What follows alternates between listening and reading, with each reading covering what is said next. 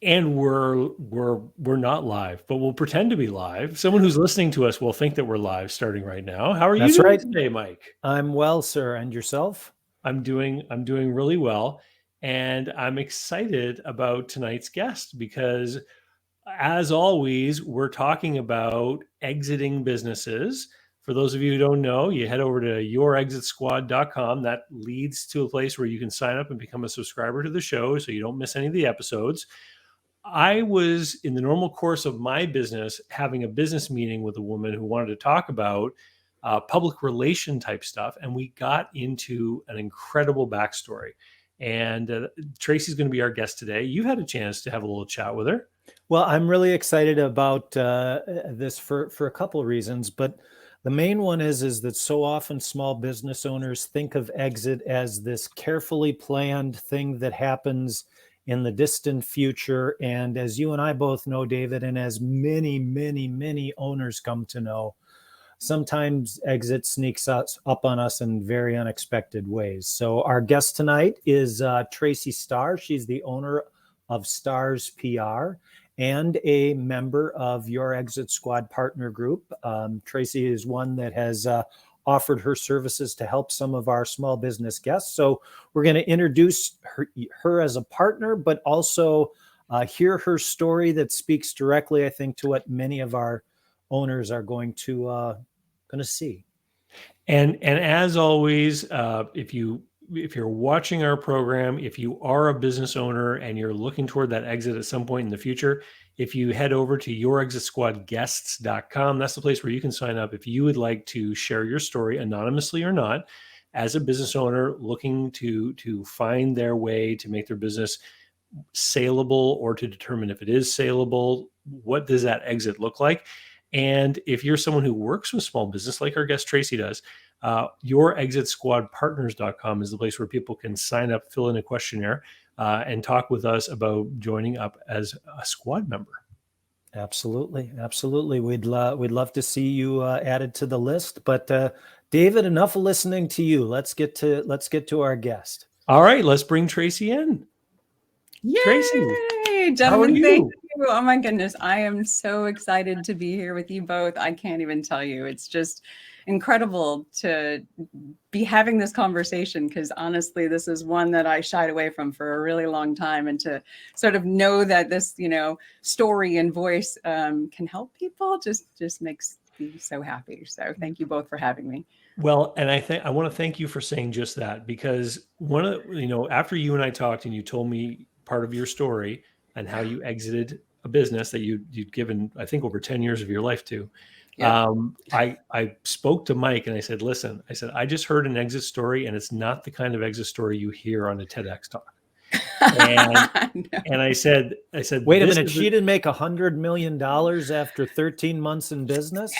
no, No, well, and I said, this is the kind of story that needs to be shared, because the story Tracy's going to tell is actually the third time I've heard someone in that industry tell this story for and Mm. exited for this reason, and this is the first time that I'm able to get someone to come and share. So I think this is going to be fantastic. Well, thank you very much. So I don't, how much time do we have? Like, how far back am I going?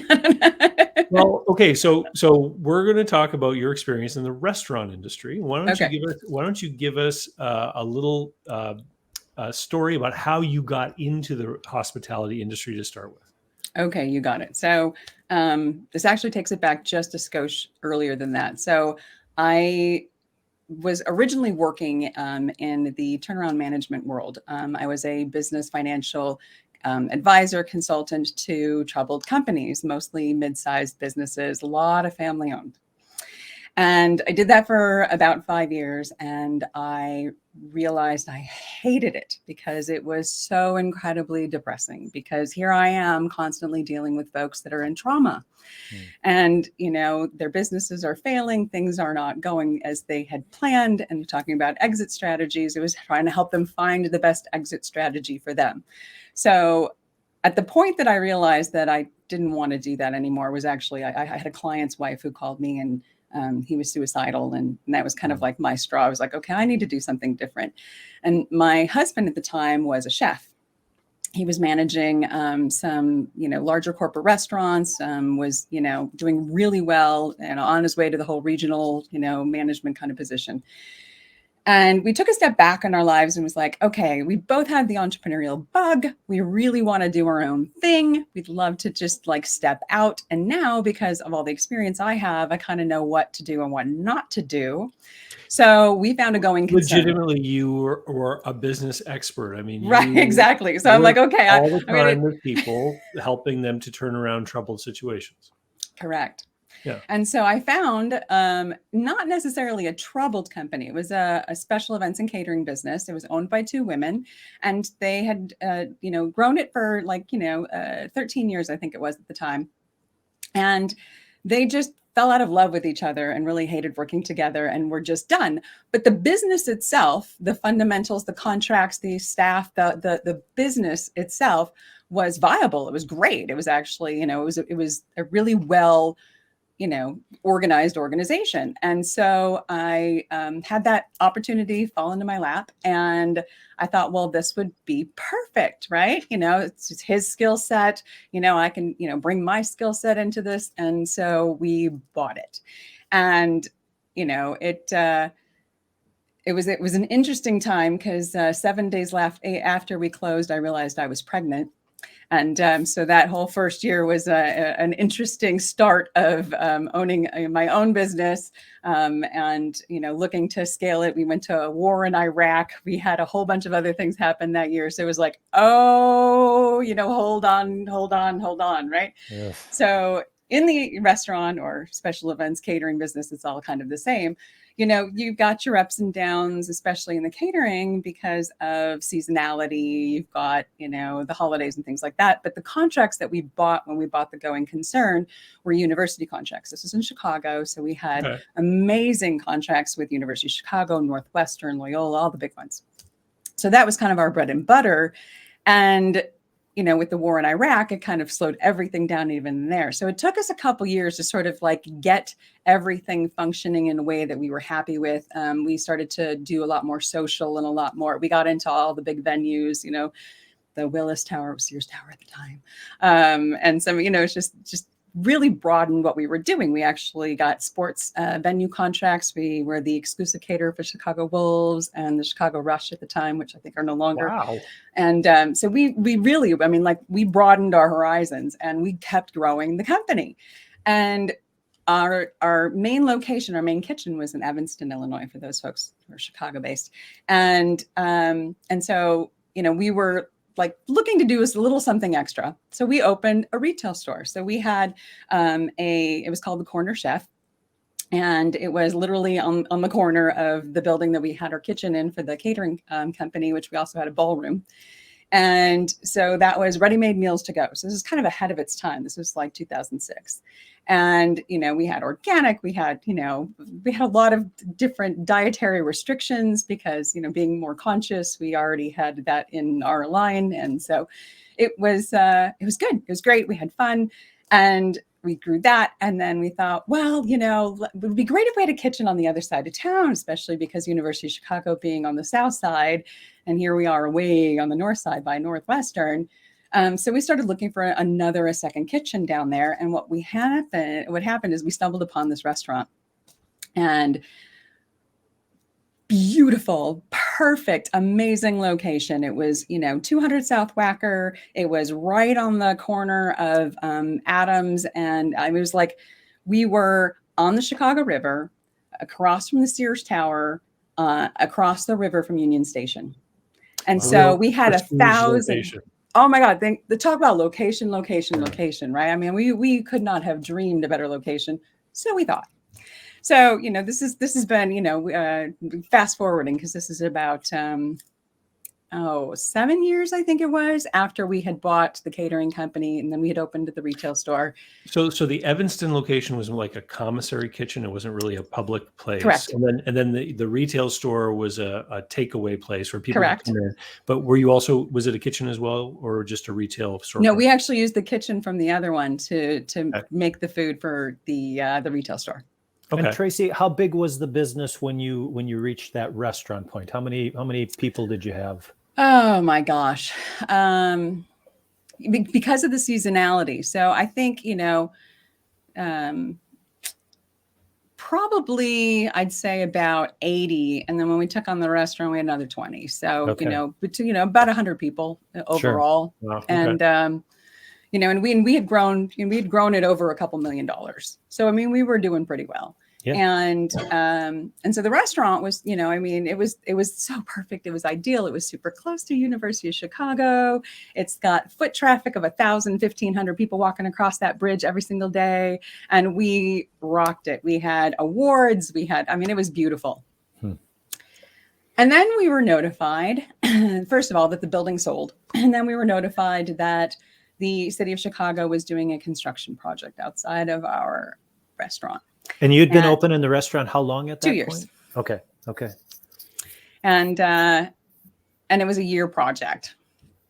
And how seasonal was the restaurant? Did you have any outdoor seating? We had a patio outside right on the river. We were working with the city to get a boat dock so that we could actually blow that whole thing out of the water, because which actually now they've done a whole river walk thing down on the other side, and it's glorious. It's amazing. And that was our vision for that location. And so they start chipping away at the street. And eventually we became on our own island. The bridge that was directly, in front of our building was shut down. Wackajai was shut down. It was a gaping hole between, the Sears Tower or Willis Tower and us. And you had to walk around across these boards over to Franklin to be able to come to us. I mean, it was ludicrous. And quite frankly, no one did. So we went from having a fully packed, waiting in line Friday night, dinner bar, because it was a restaurant bar. It was a 175-seat restaurant bar with the outdoor patio. And, we'd have, a handful of people sitting there at the bar on a Friday night because it was just a couple guys that were still in the building. And we petitioned the city. It was an election year. So I tried, getting folks to have your political stuff here, help, I tried everything that you could possibly think of, and it completely killed us. There was nothing we could do. This was after that fun recession we had, so banks weren't lending, nothing was moving. Being in the situation we were in, the help that normally would have been there even 5 years earlier just wasn't. And so, it was at this point. Did you still have the commissary kitchen going, or were you doing everything? You did. We did. Okay. We did. We had both. We still had both kitchens, which was great. But at the time that all of this was happening, it was an economic downturn as well. So, the universities weren't doing as much things. It was just like everything slowed down. And with the weight of the restaurant, because it was such, it was a 5-figure check I was writing just for the rent, not including all the other stuff, the food and the labor and everything else. So it killed us. It really, really did. I tried going to the city. I actually ended up in a car with the mob. I won't tell you how I got it. I won't tell you how I got in the car with the mob, because I'd like to still continue to tell this story. But I could have gotten a loan. But then I wouldn't, I was like, I don't need cement shoes. This is Chicago. It's just not worth it. Can you take us back? And I know this may be difficult, but can you take us back to the time when all of this construction started to lay out? Can you describe how the reaction at the till occurred? So over how many weeks did it take to go from full speed down to this just small amount?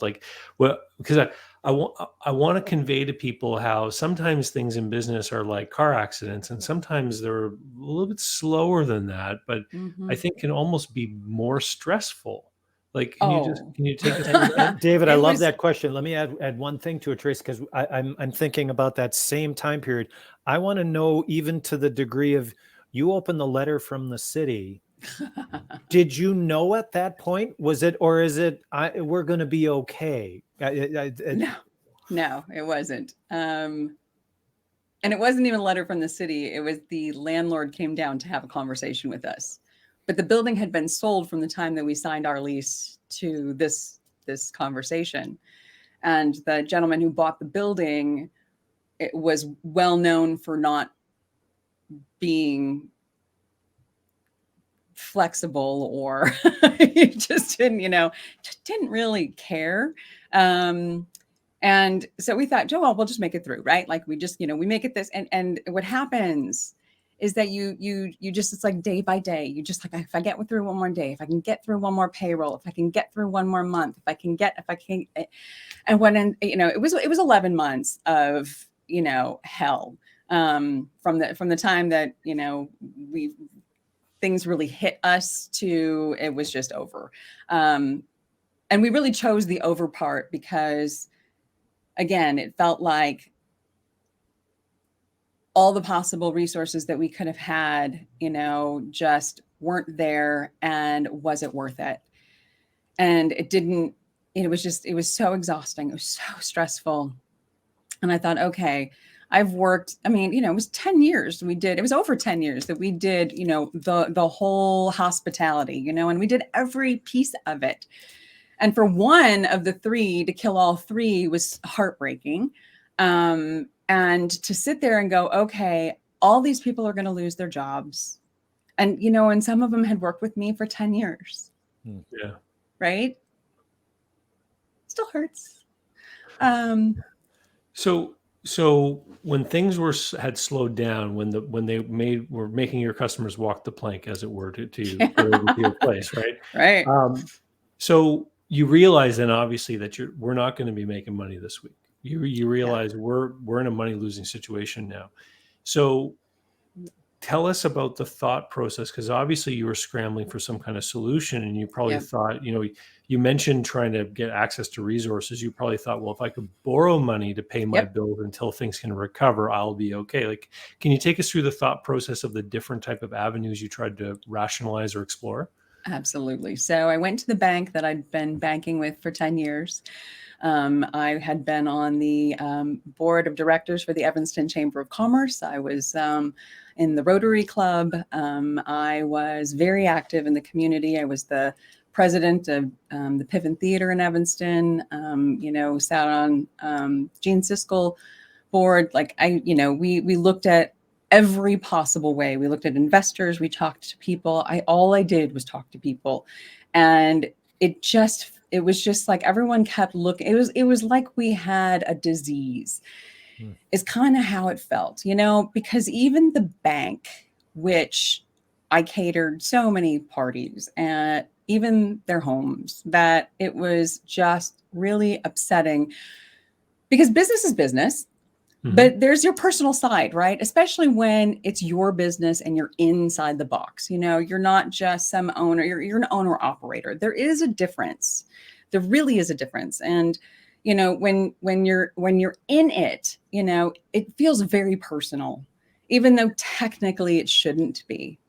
And so, having those conversations, and it was just like, I don't know. Ultimately, I believe it was all divine, because I'm actually now looking back at my life very grateful it happened. But at the time, it was just like, nobody believes in me kind of feeling. Like, it was very personal, right? It was very hard. And there was so much of that, even though, I knew that if just one bridge of something would have gotten us through, and, and we would have been able to recoup and then done phenomenal. But it was just at a strange time everywhere. It was economic too. Everybody had their pockets closed, and nobody was just handing out money they had been years before. So it was just, I think it was a combination of a whole bunch of different things, and it was super painful. Did you have any kind of reliable timeline of when all this stuff was supposed to be done? Oh, no. And I say She reliable because just laughs. we all know government construction, right? Like it could go on forever. Yeah, everything always got stretched out. I went to every freaking city meeting. I sat in every I was always at the alderman's office. Let's just put it that way. I was constantly, like, how can you guys help us? What can we do here? And I'd get the happy smile and the pat on the back of, oh, it's, we're going to help you, but nothing ever happened, ever, never, Mm. ever. Tracy, was there a final straw? Yeah. How did you get from the place of we're holding on by our fingernails to a place of I just got to let go? The car ride with the mob. The car ride with the mob. And without going into detail, was that a moment of realization for you where it's like, I've gotten to this point, I'm probably in the wrong place? Or, Yep. Okay. I'm like, if this is my best option, I'm done. Like I cannot do this. This is not okay. This is not okay. Yeah, I'm not really a gun person. My ex-husband was Italian and he loved we watched Sopranos and all that a lot. Right. But there's something very real about being in a car with, three guys who, have guns on them and are telling you a story about how they beat up some guy in front of City Hall because he owed him money. And then they take us to breakfast and offer us $1 million loan that basically all we had to do was sign our name. And then they were going to help us do all these other things like, with the boat docks and stuff like that. And I thought, I think this is the time that we just need to say we're done. Because it's, if we turn them down and we do something different, it's still, you know what I mean? It just didn't feel like it was a good idea. Yeah. And at that point, it's not just about the restaurant, I'm assuming at that point. Right. Talk about that. I mean, yeah, we can't just mothball the restaurant and crawl back to the old structure and recover. And so with the catering business, because it was so academic based, it was the low point of the season. We'd have a $500,000 month and then we'd have, a $50,000 month in terms of the academic parts. Right. Sure. And so we always just try to balance it with social and weddings and other things like that. And, and other, sports contracts and such. But what hit us was because we were so lagged, all of our resources, we put everything into it. So, when we couldn't do the rent, it's like, okay, well, maybe we won't pay the taxes this month, right? Maybe we won't, we have to pay our people, right? And maybe, it's like, okay, well, the vendor will let us stretch a little longer, which is the other thing too, you guys, it's really hard to, which has been, this is the first time I've really ever talked about any of this. Because I think I carried a lot of shame, and this is, a decade ago now, but I just carried a lot of it because, those vendors, were my friends too. Mm-hmm. And, business is business, but, they suffered with me and it's so hard. Like it was the worst, hardest decision I've ever had to make in my whole life was, saying, okay, I think it's better that we're done than continue to digging a hole that I'm not really sure, where the light is. And I can't expect anybody else here to keep going down with me, I've worked with people before who have been in tough times. And one of the exercises that I've done with them is to say, okay, how long do we foresee this problem is going to be? If we could just borrow all the money we needed, what would that end up being? Yep. And then if everything goes back to the perfect operational state, how long will it then take to repay all of that debt? And when people start to see the magnitude of just how deep the hole is, and then how long it takes, with interest applied to then repay all of that, you start to realize, hey, wait a minute, if we keep committed to this, we're going to be committed maybe for 8 or 10 years. Yeah. And we're gambling on this notion that at some point it's all just going to be perfect again, which in the world of business we know is not the case. And to your point about like the rent and the bills and everything, you know, the number one reason that small businesses close is because of cash flow. Yep. Right. Which is very interesting, because what it means is that people are not recognizing the problems, and they're not saying, oh, logically, I should just quit now. Right. People are they're trying to struggle through. And in your story, I think illustrates how that happens. Mm-hmm. Well, Easily, I should have closed 6 months earlier. Easily. Tracy, looking back though, and because I hear what you're saying, David, but I've had 4 businesses that I sold successfully. I've had 2 that failed. Mm-hmm. And the remarkable thing for me is they feel very much the same up to a point when they start to diverge, right? In those successful businesses, I had periods where I had to float a month or a 2 and just hold on for a little longer, and then the sun came back out. So you look back and you say, so do you look back and say I should have shut down 6 months earlier?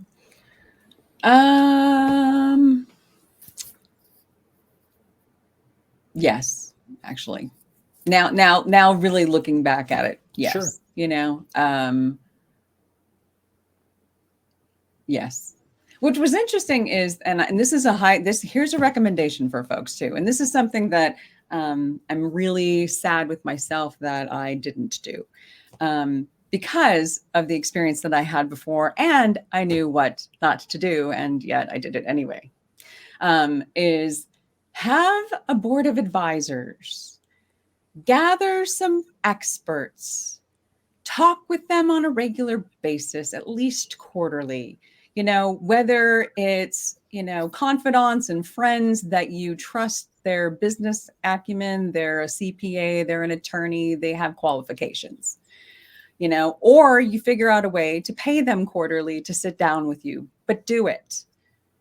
Do it, because you're a genius in your genius zone, but you need experts in the other areas, because never would I have had that situation happen if I had had a board of advisors.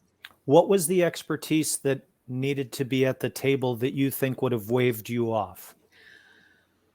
It would have been, you know, someone, well, perfect, right? So the CPA I had was wonderful, but did not have the experience in the industry that I really probably should have had. Okay.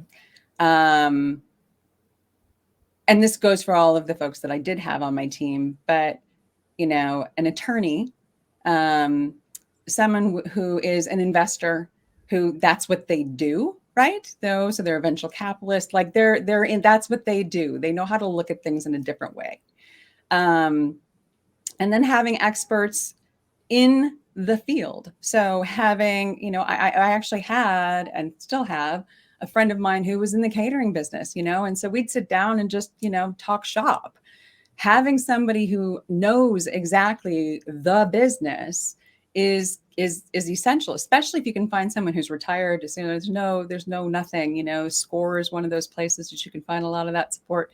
But having the support, you know, having someone who's an expert in marketing, somebody who's, you know, keen on just all the different pieces, you know, that we're wearing 12 different hats. So, you know, make sure you're wearing yours, and then you have 11 other ones kind of, you know, spread out along the table. I tried to do that, but it was not because I was in business with my ex-husband. So, you know, I didn't really have the wherewithal to say that's what we were doing. So we didn't do it. It's such good advice that you're giving. But here's my question. Yeah. Was this a Mack truck that was going to run you over anyways? You know, I think because we had 11 months, I think that, you know, we were in denial for a lot of it, you know, and we were pretty well stretched thin. trying to keep things thin.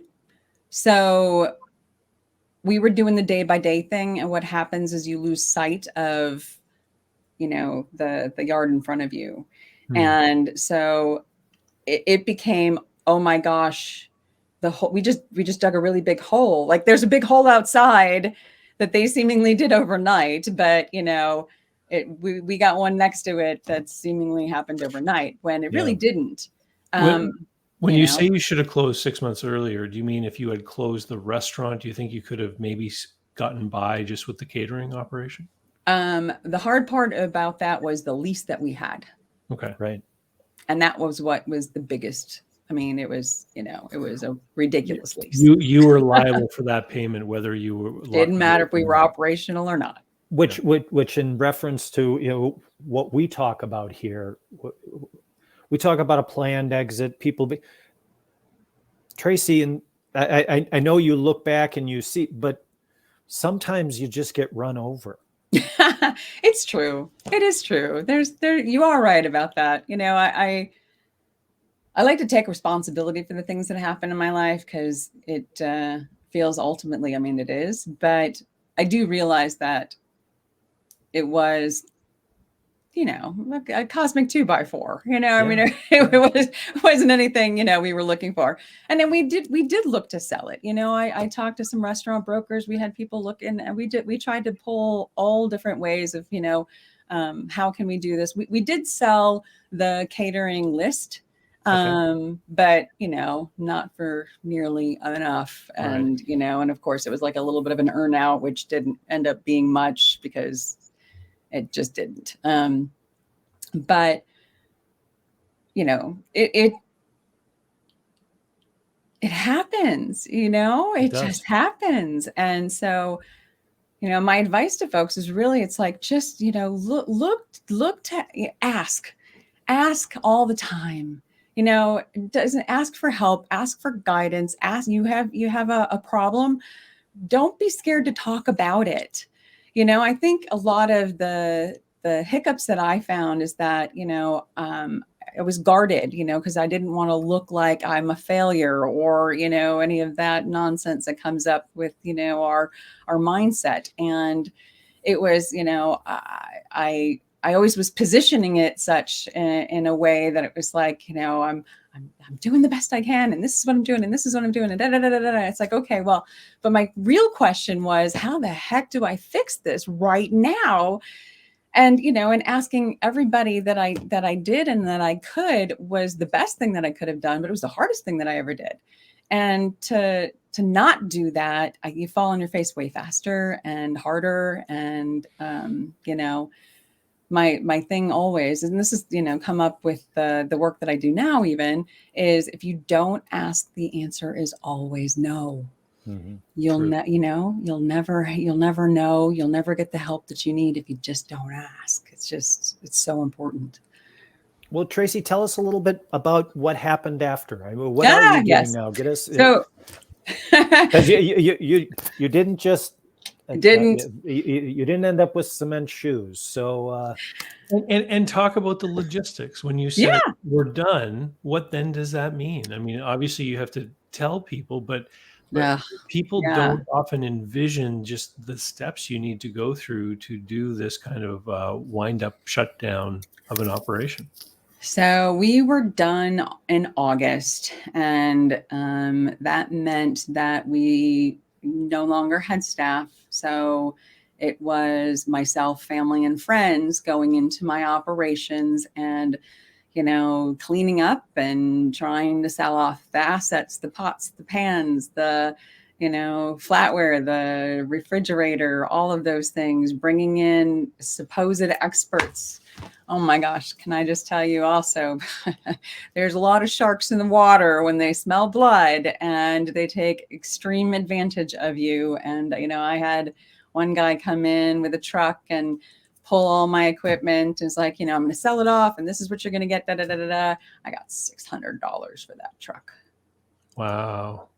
Yeah. Yeah.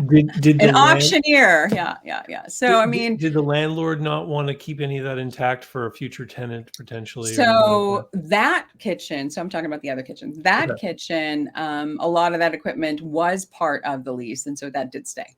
Okay. Yeah. Yeah. And then like, even with like the walk-ins and stuff like that, that was part of the fixed, that was part of the building technically. So yeah, those things remained, but you get, a penny on a dollar. I Mhm. wouldn't even say you get 10 cents on a dollar sometimes, and the literal physical labor of dealing with all of that stuff too. It's, when you're done and they want the keys and they want you out, it's as close to you getting it swept as possible. And you want every penny you can get because you've got creditors that you've got to deal with.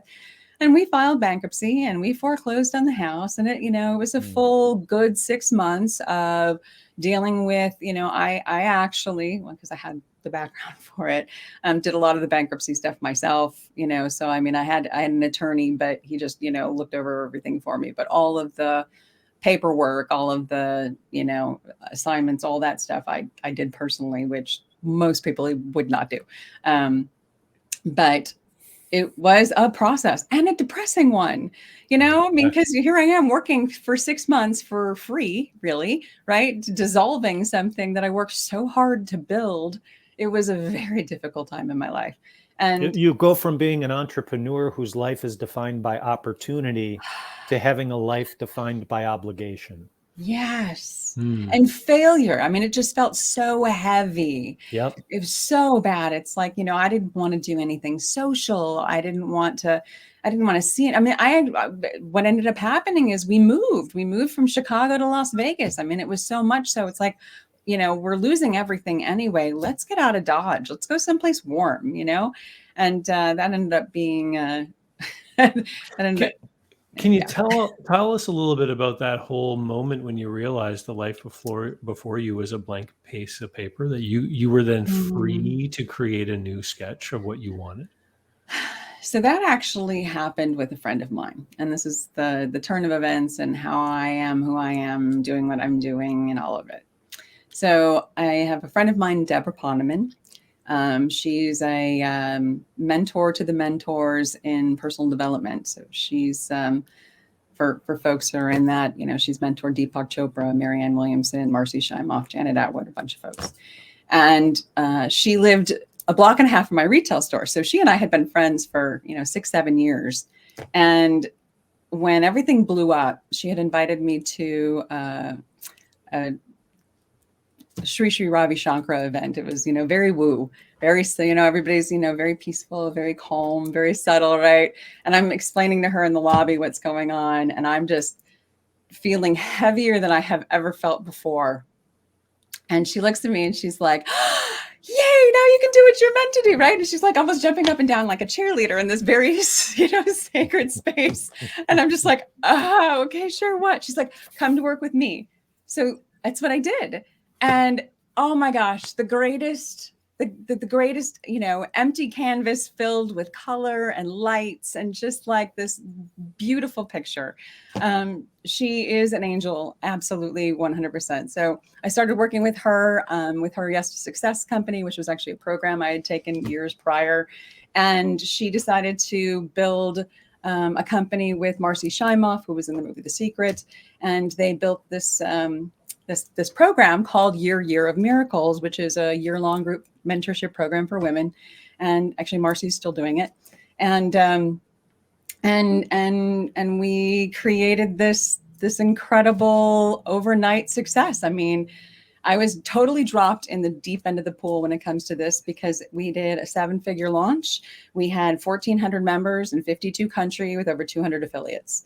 Wow. And I knew nothing about digital marketing. I knew nothing about, like program development, personal development, aside from all the books and movies that I'd seen. That was my experience with any of it. And, and here I am, like, playing with the top players. It was just an incredible, like, oh my goodness, experience.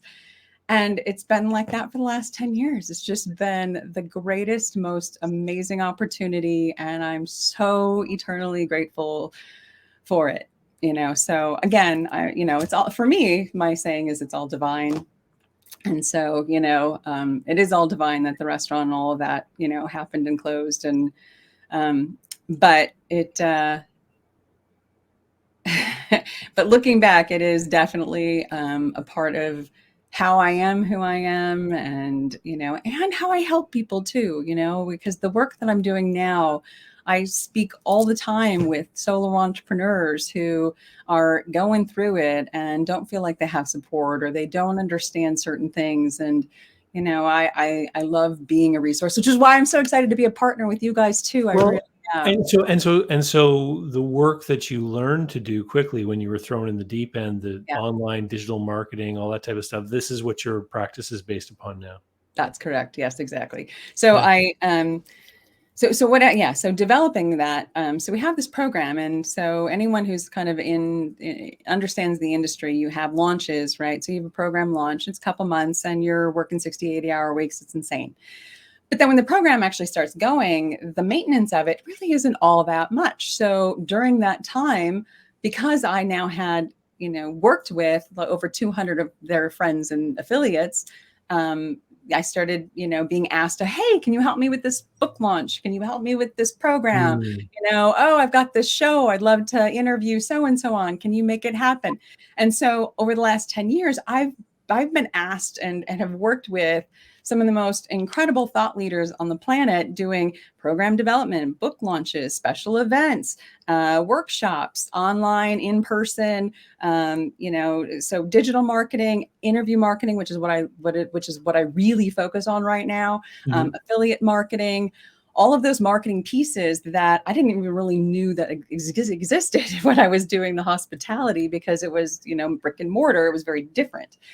This just opened up my eyes to so many different facets of business and marketing and PR that I started to play and dabble in, and I've had so much experience with front end and back end. So CRMs and operation systems, StreamYard, all these fun tech things, green screens, all the, lighting tech stuff that now is just part of my everyday world. Wasn't 10 years ago. Tracy's going to have to teach us how to use green screen. Happy to do so. I'm digging the waterfall. I'll tell you that. I could be anywhere. I was telling you, it's like, what do you want to do? I'm like, I like the waterfall.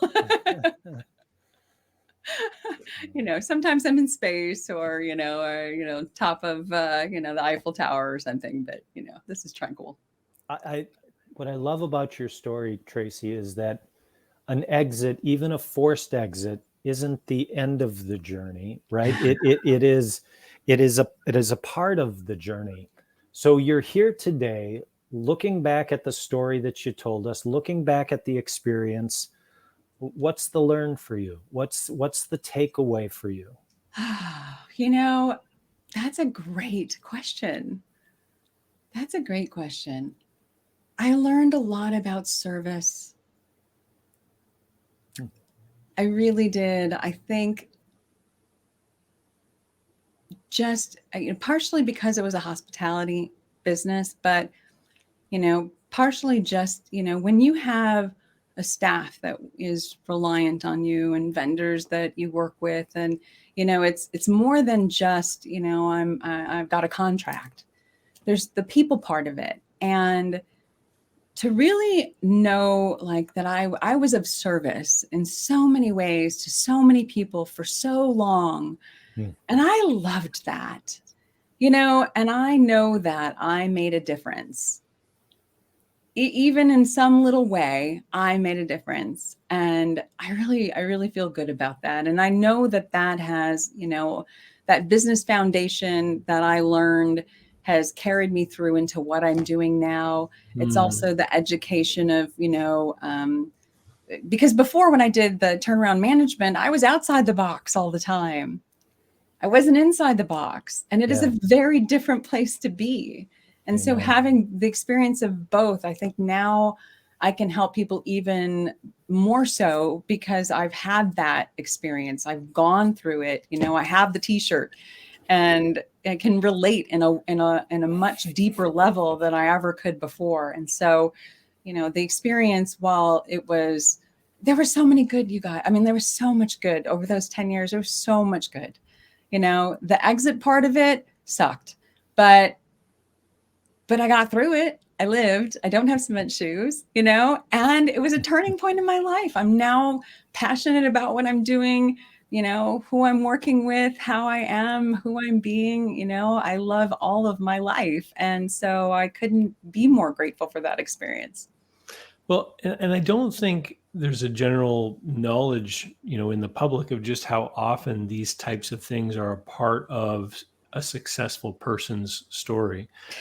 Back when I had my business brokerage, we had a standard intake form for people that wanted to sell their business. And so these were people that had businesses that I thought were saleable, they were profitable, good businesses. Yeah. One of the questions on the questionnaire was, have you ever dealt with personal or business bankruptcy? And it was between 30 and 40% of people checked yes. Mm-hmm. And I would hear some of the stories, and most of the time they looked back at that and said, here are all the things I learned from going through there. And this is how it helped me make my current business so much better. And, I mean, I've recorded a video on my own YouTube channel about when I decided I needed to get out of business brokerage and all of the ups and downs that I experienced through that business. And it led me here. Right. Which the business I run today is much better than that one, I think.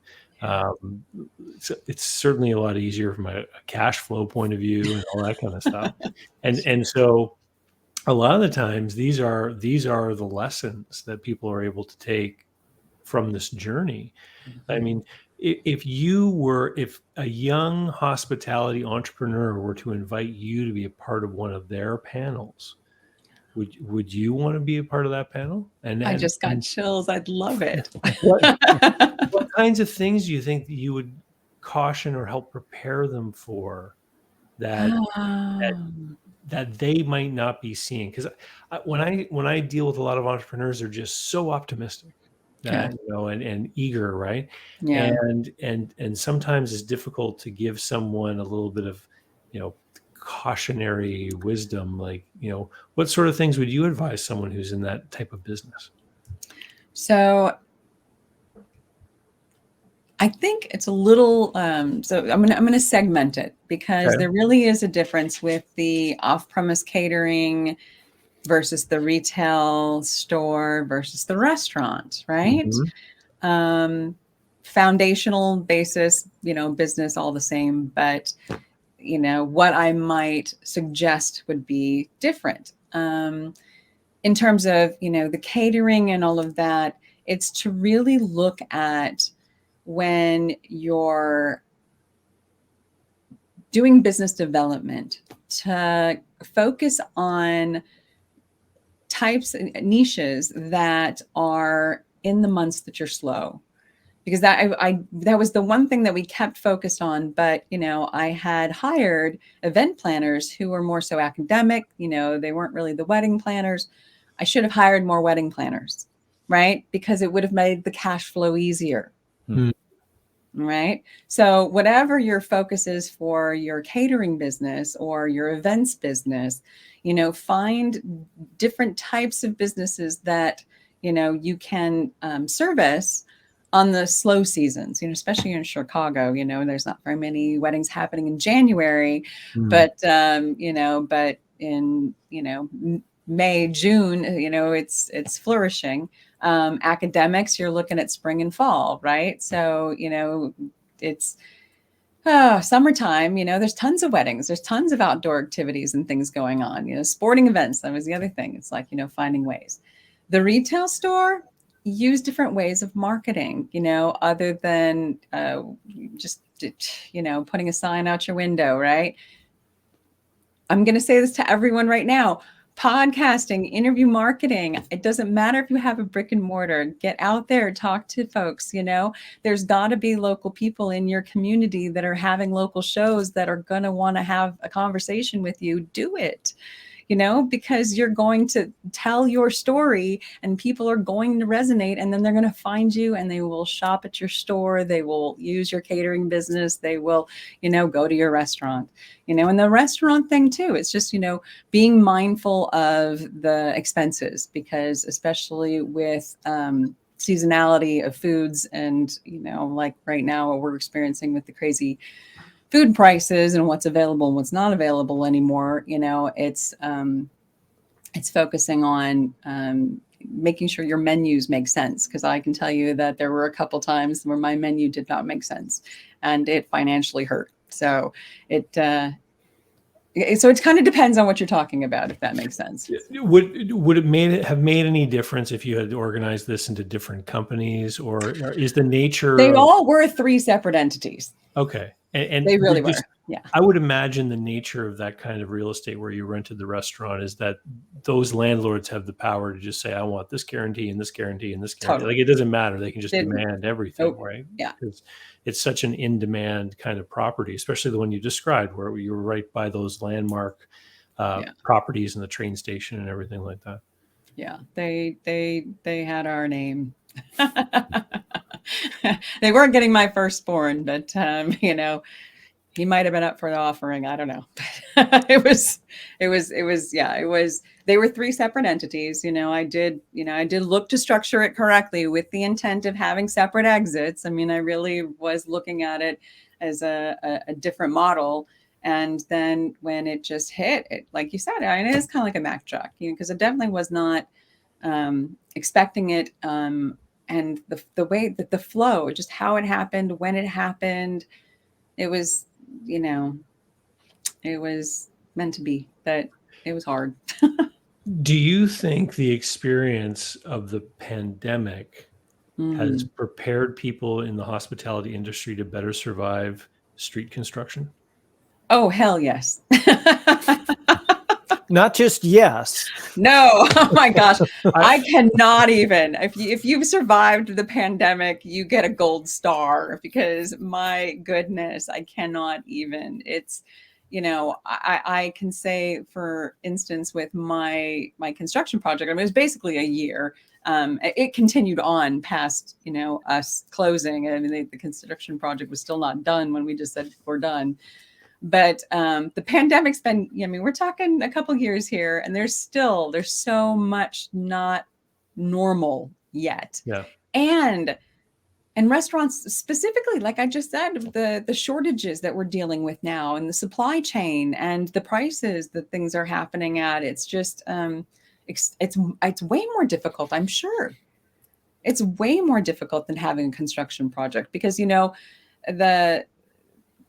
the focus on that was more so traffic than anything. It wasn't all the commodities and all of the other things that were, impacting the business. It was really just one. And so with the pandemic,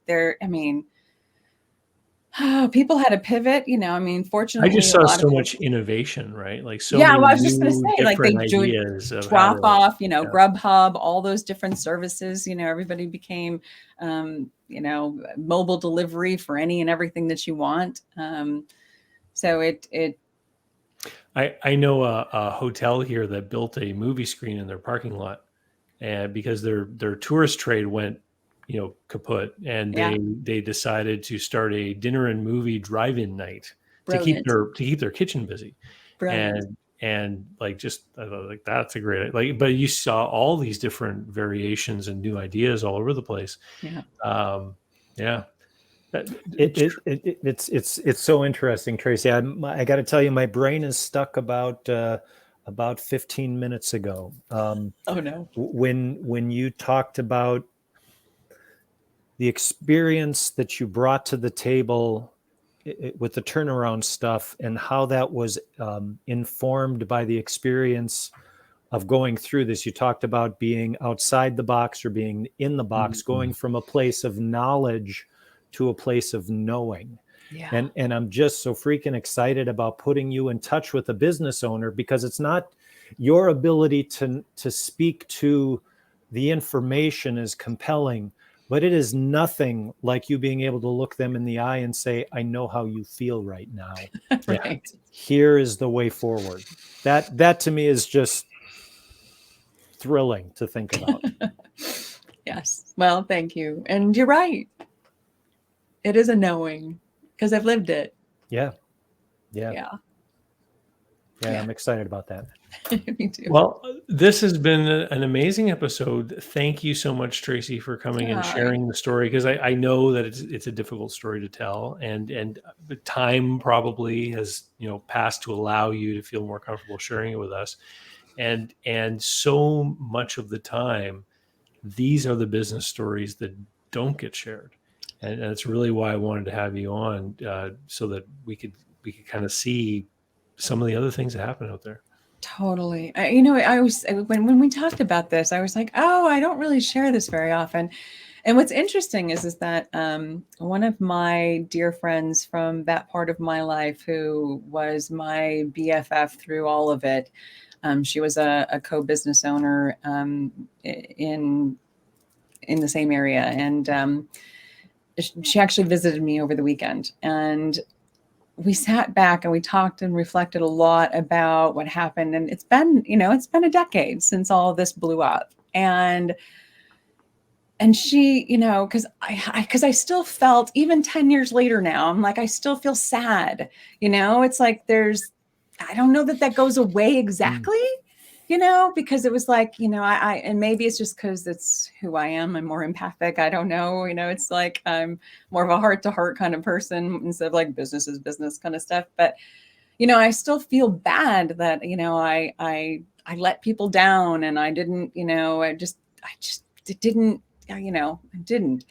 And she gave me such a new perspective too. It was like, it's okay. Everybody still loves you. Everybody understands. Everybody knows. There's no reason to hold any of that, carry any of that any longer. And I'm like, oh, okay. So then now telling you guys the same story, I feel so much better than I have. Like I feel like I am supposed to tell this story. This is going to help people. Absolutely. This is part of the reason that happened. Absolutely. And, and so for me to be able to do that is just, it's a gift. So I'm so grateful to both of you for having me, for, inviting me to share this and open up. And I really do hope that, I'm able to help a lot of folks with sharing this, because, it was impactful and it has made me who I am. And I'm super grateful for all of it. We're thrilled to have you. Thanks. Tracy, for anyone that would like to connect or learn more about you and what you're doing today, what's the best place online for them to come and find you? Well, probably starspr.com. I'm a serial entrepreneur, so I actually have a couple different businesses, but that's my main focus, which is interview marketing. It's helping guest experts get on podcasts or podcast hosts to find amazing guests and do production or launch podcasts, all of that. And it's helping them to monetize, because a lot of folks that are in the podcasting industry have a voice, or they have an idea, but they have no clue how to make a living doing it. It's usually an expense, it's exhausting. And, and there's ways with affiliate marketing and honing in on the interview marketing part of it, the marketing part of it. It's like, I love being able to help and share, my expertise with that. So that's kind of what I do. That's awesome. So, yeah. And we'll have that link in the show notes as well for anyone that wants to be able to find that. Absolutely. Or they can email me. Just email me at tracy@starspr.com, Tracey. I'd love to communicate and connect and help anybody I can. Wonderful. Thank you so much for coming and telling your story. Thank you so much. Appreciate you both. All right. Hang on in the green room. We'll be back in a minute. All right. Mike, takeaways. That was an amazing story, wasn't it? That did not disappoint. To share that with us. Yeah, I as she was telling that story, I was projecting it out to the business owners that I talk to who are close to a sale, but think, oh, I can do another 5 or 10 years. What could possibly go wrong? And the reality of her story, and I get the analysis and the back looking that she's doing and wondering about, but from my perspective, the truth is she got hit by a Mack truck. And that happens. That's part of business. That is how many small business owners exit. And I'm just very thankful for her willingness to share that story, because it is a story that happens all the time and doesn't get told that often. True. Absolutely. And if something's going on in your business right now, if you're in our audience and something's going on in your business and you are looking for some kind of feedback, input, want to share your story, want to get some help from one of the people on the Exit Squad, head over to yourexitsquadguests.com, fill in that form, and we'll be able to get in touch with you and potentially have you on the show. And there's no need to reveal your identity. We have people on here anonymously all the time, especially in the world of business. That confidentiality is very important. Absolutely. Absolutely. Sign up. Let us hear your story and tell us how we can help you. All right. So from our studios that don't have green screens, we'll say see you later. And I'll see you next time, Mike. Take care, David.